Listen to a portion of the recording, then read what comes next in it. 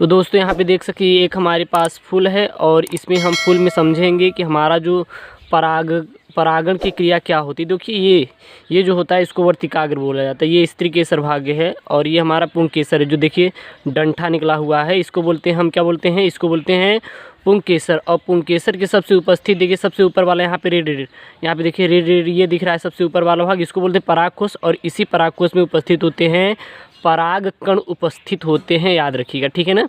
और यही पराग कण हमारे कहाँ पे गिरेंगे, वर्तिकाग्र पे। देखिए जहाँ पे एक रेड वाला भाग है यहाँ पे कुछ अंदर की ओर गिरेगा। जब यहाँ पे चला जाएगा तो वहाँ पे हमारी जो परागण की क्रिया संपूर्ण हो जाती है। तो चलिए अब हम लोग इसको कॉपी के माध्यम से समझते हैं। Hello guys, welcome back to my YouTube channel yes के मिस्ट्री वे ऑफ सक्सेस। और जाके सीओम स्टडी को भी सब्सक्राइब करिए। जल्दी आपके सामने हमारी खुद की वेबसाइट होगी जिस पर ये सभी आपको मिल जाएंगे, वहाँ पे आप डाउनलोड कर लीजिएगा। तो आज हमारे जो मेरे प्यारे बच्चों होने वाला है ये बोर्ड के लिए है, स्पेशल बोर्ड के लिए। बहुत सारे इंपॉर्टेंट प्रश्न आपके लिए बोर्ड के आते हैं।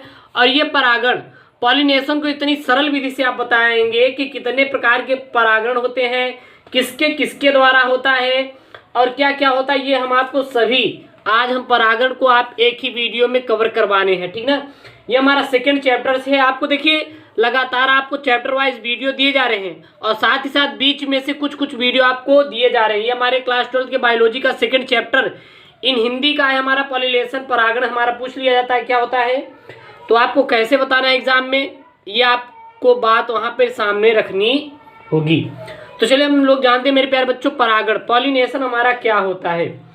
तो देखिए परागण क्या होता है पहले जानते हैं। तो किसी पुष्प के परागकोश से मुक्त परागकणों का उसी पुष्प के अथवा उसी जात के किसी अन्य पुष्प के वर्तिकाग्र पर पहुंचने की क्रिया हमारी क्या कहलाती है, परागण कहलाती है। जैसे कि हमने आपको वीडियो में बताया है, जो आपको फर्स्ट वीडियो चला था कुछ सेकंड का, उसमें मैंने आपको परागण के बारे में समझाया था। तो परागण हमारे अगर देखें तो दो प्रकार के होते हैं। हमारा जो परागण होता है, परागण यह हमारा दो प्रकार का होता है। कितने प्रकार का होता है मेरे प्यारे बच्चों, दो प्रकार का होता है। पहला होता है स्वपरागण, क्या होता है, स्वपरागण। और दूसरा जो होता है परपरागण, परपरागण। पहला क्या होता है मेरे प्यारे बच्चों, स्वपरागण। दूसरा क्या होता है, परपरागण। सर्वप्रथम हम लोग जानेंगे परागण क्या होता है। तो किसी पुष्प के परागकोश से मुक्त परागकणों का उस पुष्प के या फिर उसी जात के अन्य पुष्प के वर्तिकाग्र तक पहुंचने की क्रिया को परागण कहते हैं। और यह दो प्रकार के, एक स्वपरागण एक परपरागण।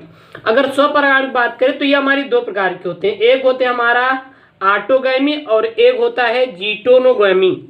स्वपरागण कितने प्रकार का होता है मेरे प्यारे बच्चों, ये हमारे दो प्रकार का होता है। पहला क्या होता है, ऑटोगैमी होता है, ऑटोगैमी। और दूसरा क्या होता है, जीटोगैमी, जीटोनोगैमी होता है, ठीक है ना। एक हमारा ऑटोगैमी होता है, दूसरा हमारा क्या होता है, जीटोनोगैमी होता है। पर अब ये हमारे जो परपरागण होते हैं ये हमारे दो प्रकार के होते हैं। परपरागण हमारे दो प्रकार के होते हैं।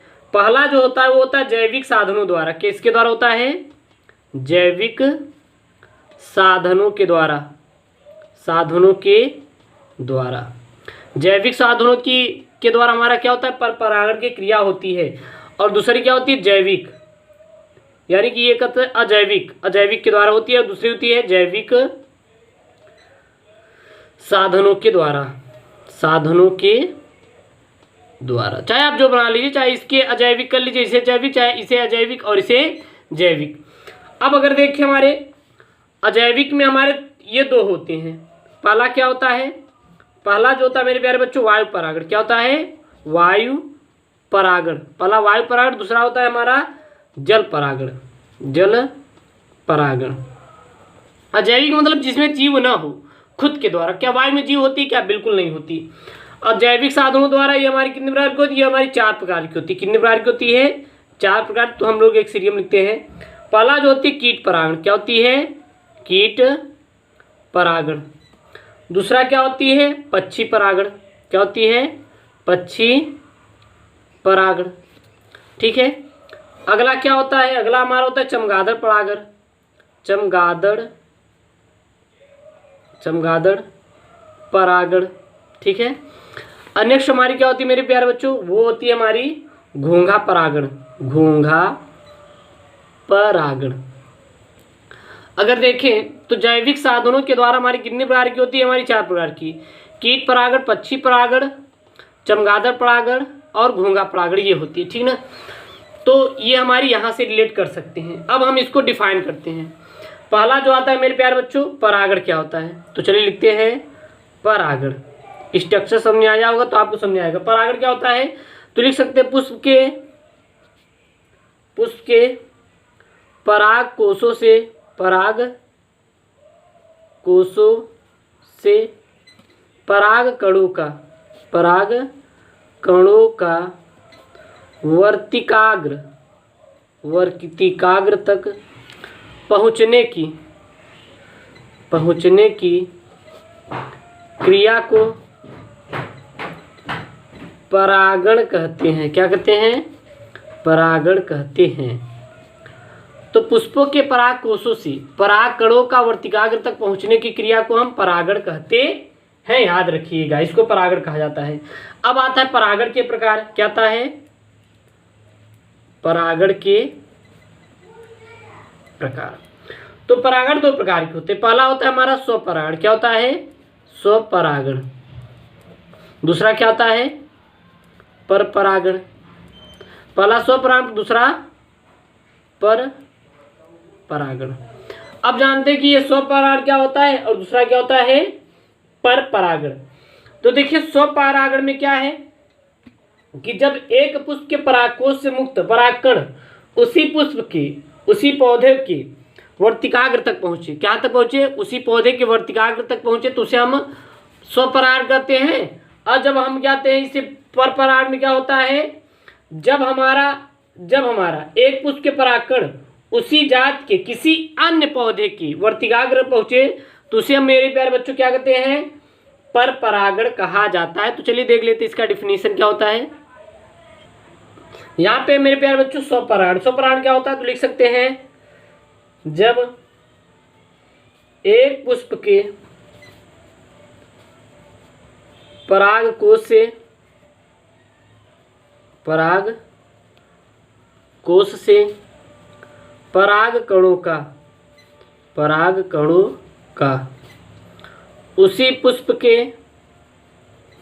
उसी पुष्प के वर्तिकाग्र तक पहुँचने की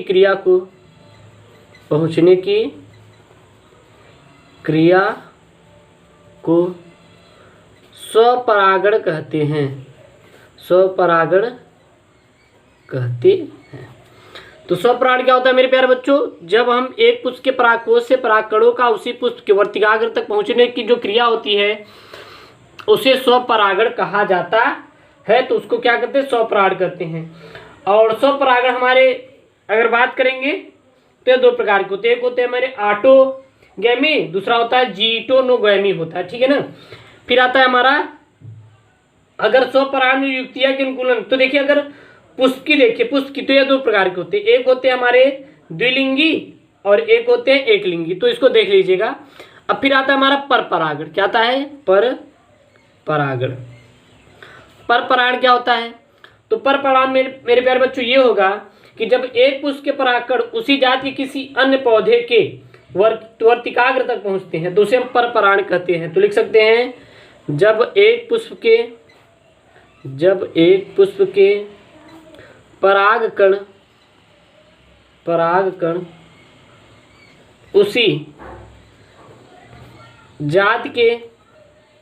जात के किसी दूसरे पौधे के वर्तिकाग्र तक पहुँचते हैं तो उसे परपरागण कहा जाता है। तो परपरागण हम किसे कहते हैं? जब हमारा क्या होता है? जब एक पुष्प के परागकण उसी जात के किसी दूसरे पौधे पे पहुंचेंगे तो उसे हम क्या कहेंगे? परपरागण कहते हैं। और परपरागण कितने प्रकार के होते हैं? ये हमारे निम्नलिखित 4। पहला तो परपरागण 2 प्रकार। पहला एक होता है अजैविक साधन, और दूसरा होता है जैविक। इसको थोड़ा समझ लेते हैं। ये अजैविक और जैविक हमारा क्या होता है, थोड़ा आप लोग समझिएगा जैविक और अजैविक में अंतर मेरे प्यारे बच्चों। जैविक में हमारा क्या होता है मेरे प्यारे बच्चों, जैविक में ये होता है कि जैसे कीटों के द्वारा सॉरी अजैविक में देखा जाए जैसे जल के द्वारा, जल और वायु, हवा चलती है तो देखते जो फूल होते हैं उसके जो परागकण होते हैं वो हिलकर उसी पुष्प के वर्तिकाग्र पर गिर जाते हैं, तो ये जल के द्वारा। वायु के द्वारा क्या, जल के द्वारा और वायु के द्वारा। और जल के द्वारा जैसे क्या होता है, तो जल के द्वारा भी आप समझ सकते हैं जैसे गुलबास होता है, पीली कटोरी होती है आदि। इसमें जो होता है इसमें हमेशा हमारा जल के द्वारा ही परागण की क्रिया होती है। अब फिर आता है हमारा जैविक। जैविक में जैसे कीटों के द्वारा।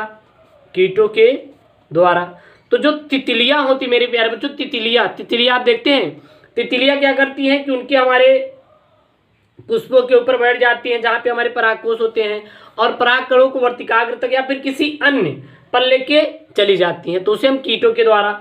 और ये इसको आप देख सकते हैं हाथियों के द्वारा भी होती है, जैविक में हाथियों के द्वारा होती है, मनुष्यों के द्वारा होती है इत्यादि जो होते हैं मेरे प्यारे बच्चों। ये हमारी क्या होती हैं, देखिए अगर एग्जाम में आ जाएगा ये जैविक साधन के द्वारा पर परागण की क्रिया होती है। अगर एग्जाम में आ जाएगा तो सीधा लिखिएगा परागण क्या होता है और परागण के प्रकार, थोड़ा सा और डिटेल दे दीजिएगा, जैविक और अजैविक के बारे में समझा दीजिएगा, इसमें बता दीजिएगा। बस आपको इतना आप लिख देंगे, वहाँ पे 5 नंबर का प्रश्न आपको क्लियर हो जाएगा। तो एसकेएम स्टडी से जुड़े रहिए, चैनल को सब्सक्राइब करिए। ओके दोस्तों, थैंक यू, जय हिंद।